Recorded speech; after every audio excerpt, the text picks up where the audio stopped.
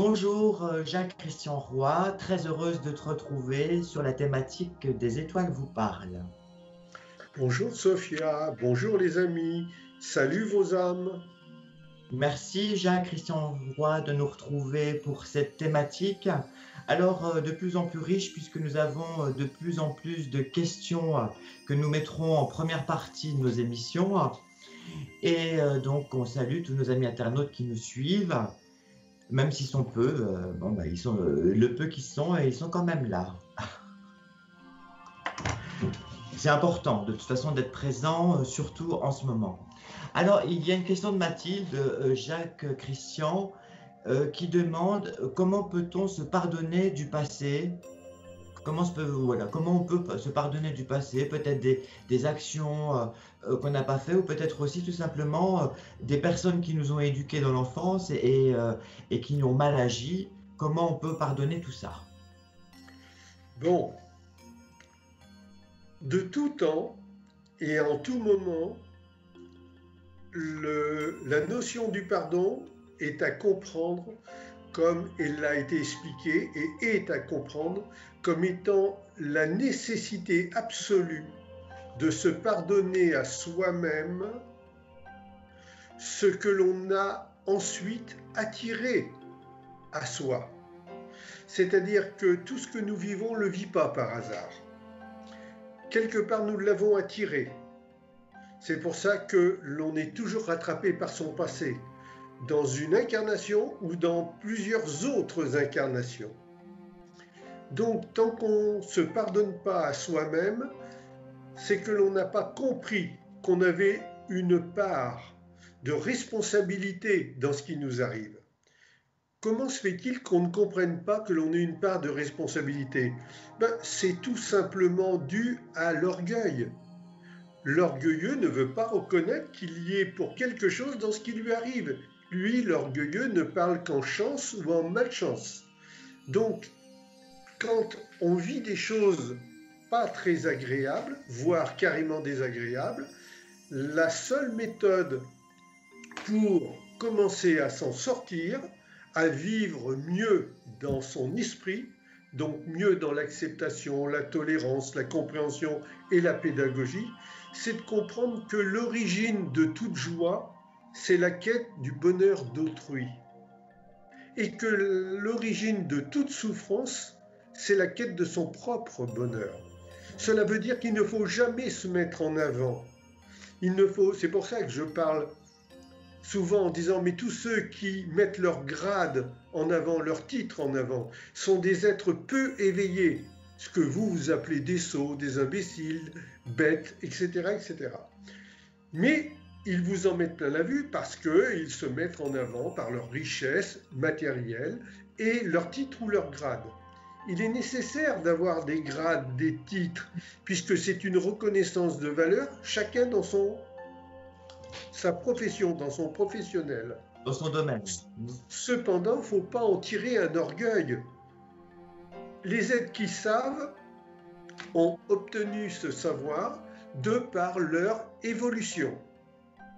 La richesse matérielle, c'est autre chose. Il peut y avoir la richesse par le fait de s'être imposé en indisposant, dominer autrui, soumettre autrui, coloniser autrui, mais pas pour lui amener que du bien. Coloniser pour profiter d'autrui, c'est-à-dire en créant ni plus ni moins une forme de soumission. Une Donc condescendance. tout ça, Condescendance, hein. Donc tout ça, les humains l'ont vécu, tous. Il y a ceux qui l'ont vécu, le passé, il y a ceux qui le vivent encore. Comment se sortir de cette spirale descendante, non évolutive, en acceptant de reconnaître qu'on y a été pour quelque chose dans ce qui nous arrive. Donc en reconnaissant qu'on se fait la chance ou qu'on se fait la malchance. Bien sûr, c'est un langage que ceux qui ne sont que des mendiants, des êtres peu éveillés ne veulent pas entendre, surtout pas. Je les comprends, puisqu'ils sont qu'à ce niveau d'incompréhension parce qu'ils sont habités par un orgueil colossal. Oui, Sophia. On en revient toujours pareil, c'est la fameuse loi de causalité. Exactement, de cause à effet, de causalité. Alors, une fois que l'on a compris cela, on va pouvoir, ni plus ni moins, accepter de comprendre qu'en tant que responsable de ce qui nous arrive, nous devons nous pardonner d'avoir été dans l'erreur. Puisque on ne peut pas se culpabiliser d'avoir été dans l'erreur. On ne peut pas se culpabiliser puisqu'on ne savait pas ce qu'on faisait. Si l'on avait su, on ne l'aurait pas fait. Oui. Qui aujourd'hui... Oui, Sophia? Quelqu'un qui est né avec un handicap, par exemple, donc il est dans l'erreur. Quel que soit le handicap, ou même le lieu où l'on vient s'incarner, n'est pas le fait du hasard ou de la malchance. On sait très bien que la violence attire la violence. Comme je vous l'ai dit dans une émission, écoutez donc toutes les émissions, il y a à prendre un petit peu des bribes ici et là dans chaque émission. Je vous ai déjà dit, prenons un exemple. Les gens qui sont alcooliques vont fréquenter les bars, vous ne les trouverez jamais dans les sources thermales. Eh bien, la même chose. La violence attire la violence, les voleurs attirent les voleurs, et ainsi de suite. Bon, alors, à partir de là, de cause à effet, les réactions de cause à effet vont créer aussi les récidives. On le voit très bien. Si vous travaillez dans un métier de service à autrui qui s'appelle les forces de l'ordre, vous sauriez très bien que quelqu'un qui a été, comment je pourrais dire,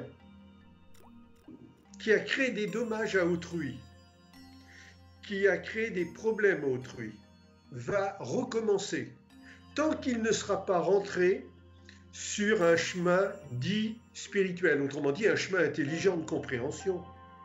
Donc à partir de là, tout recommence. On attire à soi ce que l'on doit vivre. Alors, une fois que l'on a compris ça, ensuite, vous allez pouvoir passer à autre chose en affirmant ce que vous voulez devenir. Oui. C'est pour ça que je vous parle souvent qu'il y a une énorme différence entre religieux et religion. Quand on est en religion, on est intelligent. Quand on fait partie d'un système religieux, on n'est pas encore intelligent, puisqu'on ne se sert pas de sa tête, mais on accepte de se faire manipuler par les croyances. Quand on est intelligent, on sort de la croyance pour rentrer dans la croissance de soi-même. Et à ce moment-là, vous allez commencer à œuvrer avec le fameux verbe, le verbe de construction, de création de soi-même. C'est pour ça que dans d'autres émissions, je vous ai dit également, écoutez ces émissions, cherchez-les, vous les trouverez. Je vous ai dit, nous sommes créateurs comme destructeurs de nous-mêmes. Comment ça? Bien oui, nous sommes créateurs par la puissance du verbe. Et la puissance du verbe, c'est ni plus ni moins une phrase, des phrases fortes, des phrases, donc des pensées. Pour faire des phrases, il faut avoir pensé aux phrases. Des pensées fortes, des phrases fortes qui vont vous faire dire ce que vous voulez devenir. Je suis la ponctualité, je nie le verbe nier, refuser, je nie la non-ponctualité, les retards, l'irrespect de la ponctualité, de la non-ponctualité. Je suis la propreté, ça sous-entend je ne veux plus être sale. Donc, la puissance du verbe, comment peut-on se sortir, que posait cette personne comme question, comment peut-on se sortir de tout ce qui nous revient sans arrêt, qui est dans nos mémoires akashiques, en nous-mêmes, dans notre conscience? Eh bien, tout simplement, par la puissance du verbe, le fameux « I am » du soi-disant Jésus, je dis soi-disant puisqu'il ne s'appelait pas Jésus, à partir de là, par le fameux « I am », le fameux « je suis », qui veut dire être, être ou ne pas être. Par le fameux je suis, vous allez mettre le qualificatif que vous allez vouloir devenir. Par exemple, les fumeurs. C'est pas une histoire de volonté d'arrêter, c'est une histoire de choix. Le choix est bien plus puissant que la volonté. Eh bien, s'ils font soit de se dire je suis l'hygiène de mon corps, je ne suis plus la maltraitance de mon corps, cela veut dire qu'ils ont fait le choix de petit à petit redevenir attentifs et prendre soin de leur véhicule qu'on appelle le corps. Eh bien ça, en vous le répétant à longueur de journée, vous allez, en le répétant, en formulant avec la bouche, les mâchoires, la pensée, vous allez voir que vous allez devenir ce que vous voulez être. C'est ni plus ni moins se situer, c'est faire un choix. C'est faire un choix parce qu'on ne peut pas avoir deux choix à la fois. Et le meilleur choix, c'est ni plus ni moins la lumière, autrement dit l'intelligence. Et c'est vrai que de prendre soin de soi, c'est être intelligent. Se rendre malade, c'est être idiot. Et je dirais aussi, c'est très très intéressant parce que là, Jacques, on rentre vraiment dans la profondeur de la pensée et du verbe. Et je dirais aussi que c'est pas parce qu'on prononce des beaux verbes, des belles choses, il faut aussi après qu'il y ait une action. Donc après le être, le je veux, il faut qu'il y ait le 2, le chiffre 2, c'est-à-dire agir, il faut l'action. On peut mentir aux autres, mais on ne peut pas se mentir à soi-même. C'est-à-dire que ça agit aussi bien quand on est toute seule ou tout seul. C'est bien de mentir aux autres quand on est en société, mais là où c'est révélateur, c'est aussi dans notre comportement individuel, quand on est à l'abri des autres, de notre comment on fait avancer notre côté humain. Est-ce qu'il est encore dans une partie animale ou est-ce qu'on est vraiment en cohésion de ce qu'on dit? C'est important. C'est le chiffre 3 du triangle, hein. En haut, il y a la pensée, ensuite il y a la parole et ensuite il y a l'action. Alors, tout à fait.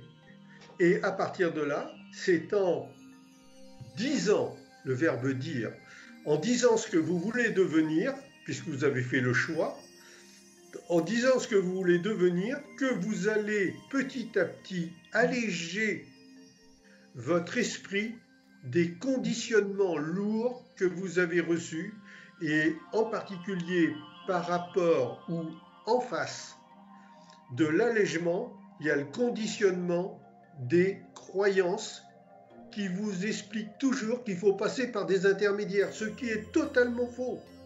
C'est pour ça que je traite de malhonnêtes, d'escrocs, menteurs, voleurs, c'est des termes que j'emploie souvent, envers des êtres qui vous font croire qu'il faut passer par eux. Pas du tout. Nous sommes tous la plus haute manifestation de l'intelligence sur Terre. Et cette plus haute manifestation, vous ne l'employez pas. C'est-à-dire que vous ne vous servez pas des dons dont nous sommes tous nourris, que nous avons tous en nous. Vous ne vous en servez pas. Et en plus, cela va vous amener à ne pas faire le don de vous-même. Parce que, à l'envers, tournez toujours ce que je dis à l'envers, vous verrez. C'est très intéressant à comprendre. À l'envers, vous comprenez donc qu'il ne sert à rien d'avoir des dons si l'on ne fait pas le don de soi-même. Faire le don de soi-même, c'est s'oublier tout simplement. Mais pas s'oublier en donnant aux autres comme le pélican qui s'ouvre l'estomac pour donner à manger à ses petits. Non, c'est s'oublier une fois que l'on a acquis cette richesse d'élévation. Et c'est ça qui va vous redonner le sourire, c'est ça qui va vous faire sortir de vos maladies. Parce qu'entre parenthèses, réfléchissez donc. Comment pourrait-il y avoir un esprit sain dans un corps malade? Réfléchissez à ça. Si le corps est malade, c'est que l'esprit est malade. Il faut d'abord se mettre en quarantaine. Il faut d'abord se mettre en quarantaine. Alors, je veux bien le mot quarantaine, puisqu'on le retrouve partout, hein, avec Ali, comme dans les océans, etc. Est-ce que vous comprenez ce que je dis quand je dis avec Ali, comme dans les océans? Oui. Je dis mettre en quarantaine comme Ali avec Ali Baba et les 40 voleurs. Oui. C'est pas par hasard qu'on vous a parlé de 40 voleurs. Et comme par hasard, cette question de cette personne Mathilde là me fait en arriver à terminer en vous disant, mais Ali Baba et les 40 voleurs, il s'est retrouvé devant lui-même, c'est-à-dire devant une grotte, devant une caverne. Et qu'est-ce qu'il a dit à la caverne? Il a Mon prononcé âme, mon âme, magique. ouvre-toi. Est-ce que vous avez entendu? Il a dit, mon âme, ouvre-toi. On vous a expliqué qu'il disait Sésame, ouvre-toi. Mais c'est pas Sésame, une clé, un sésame. C'est mon âme, ouvre-toi. C'est-à-dire dans la profondeur de lui-même, ouvre-toi pour que je retrouve le sens exact d'un équilibre de ma vie. Tout à fait. Je discutais il y a peu de temps avec une personne, avec les distances dues au coronavirus, et cette personne me disait, à la façon dont vous parlez, Yakesh, puisque là où j'habite c'est comme ça, à la façon dont vous parlez, on comprend en fin de compte que nous allons chercher très loin ce qui est tout près de nous, voire même à l'intérieur de nous-mêmes. Mais bien sûr, mais c'est ce qui vous a été enseigné par des collègues, Bouddha, Yehovah Ben Youssef, à certains moments de sa vie, Muhammad, que vous appelez Mahomet, etc., etc., avant que les propos soient tous déformés, transformés, et que vous y rajoutiez votre orgueil, enfin que d'autres y rajoutaient leur orgueil pour vous manipuler et vous perdre, c'est-à-dire vous soumettre à leur façon de penser. Voilà, j'ai répondu à Mathilde. Oui, très bien. Mais si on comprend bien un peu tout ça, finalement, il faut se dire que si on a eu une enfance un peu éprouvée, est-ce que c'est pas finalement un bien parce que ça nous a permis aussi d'avoir cette possibilité de se poser des questions, alors que si on est né dans la normalité, entre guillemets, sans doute, on n'aurait pas cette même évolution, ce même parcours. Donc finalement, est-ce qu'on peut remercier cette incarnation de nous avoir donné une différence, peut-être, pour mieux comprendre les choses? Bon, il ne faut arriver à un certain moment, il ne faut pas discuter. Il faut accepter de comprendre, de chercher à comprendre. Et en acceptant de chercher à comprendre, vous comprenez, obligatoirement. Alors, par rapport à ce sujet-là, il n'y a pas de mystère là non plus. Lorsque l'on est éprouvé, on paye une dette. Lorsque l'on est éprouvé avec SSS à la fin, énormément éprouvé, c'est qu'on paye des dettes karmiques. Ça, c'est pour l'immense majorité des esprits dans les corps humains sur la Terre, les corps animaux humains. On devient humain lorsque on fait le choix de servir la lumière, c'est-à-dire de s'élever. Et à ce moment-là, on s'éloigne de notre côté pulsionnel humain pour entrer dans l'humain réfléchi, la réflexion, fléchir devant la lumière, si vous aimez mieux, et qui va nous faire comprendre les choses différemment. Alors, en l'occurrence, chaque fois que l'on est éprouvé, on paye une dette karmique. C'est bien d'être éprouvé. Comme je le disais à l'instant, c'est pour l'immense majorité des animaux humains qui sont sur Terre. Et puis, il y a d'autres esprits qui, eux, sont éprouvés par contrôle de voir si, une fois dans la matière, ils ne se laissaient pas tenter par l'ivresse de la matière, eux aussi. Et ces êtres-là, ces esprits-là, ont plus une, comment je pourrais dire ça, une élévation d'âme déjà suffisamment grande pour s'être incarnés afin d'en soigner. Mais même en étant des soignants, ils sont encore éprouvés pour voir s'ils ne dévient pas. La seule différence, c'est qu'entre l'animal humain qui est éprouvé, donc qui pleurniche, qui souffre parce qu'il ne cherche pas à comprendre. Les émissions que nous faisons vous aident à comprendre. Et la différence avec l'humain, je ne dis plus animal humain, mais l'humain spirituel, autrement dit intelligent, puisque spirit, c'est de l'intelligence, c'est de l'esprit, c'est que l'humain spirituel, quand il est éprouvé, ça l'amuse, ça le fait rire, parce qu'il sait qu'il va avoir la réponse aux épreuves qu'il va devoir subir. C'est-à-dire qu'il voit les épreuves venir à l'avance.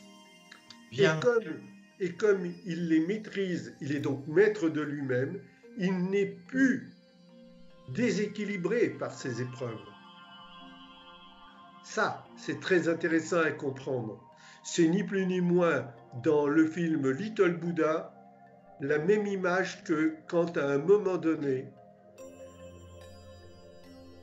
Bouddha dit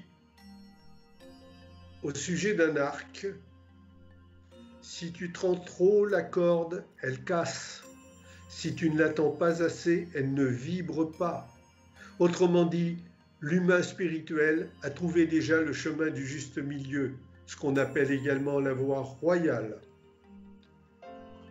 Bien, Jacques, merci beaucoup. Alors, tu as aussi répondu à l'autre question qui était comment se réfléchir, se penser. Donc, tu l'as dit, tout simplement en se réinventant, en essayant d'évoluer et en essayant de vibrer, de faire vibrer sa flèche, sa corde, au diapason de l'univers qui nous compose. Très bien. Et pour terminer cette question-réponse, alors cette fois, c'est pour répondre à Béatrice, qui vit en couple avec quelqu'un depuis 14 ans et elle s'aperçoit que depuis ce confinement, eh bien, ça a complètement détérioré leur relation de couple. Alors, elle posait la question, comment ça va se terminer? Donc, d'un point de vue astrologique, je dirais qu'il me faudrait les dates de naissance des deux personnes pour pouvoir faire une synastrie, c'est-à-dire une comparaison des deux thèmes pour voir la compatibilité du couple. Voilà, merci Jacques-Christian Roy. Très heureuse de te retrouver. Et puis, on va se retrouver sur une autre thématique un peu plus tard. Faut-il avoir peur de la mort? Tout un programme. À tout à l'heure. Au revoir les amis. Salut vos âmes. Au revoir Sophia.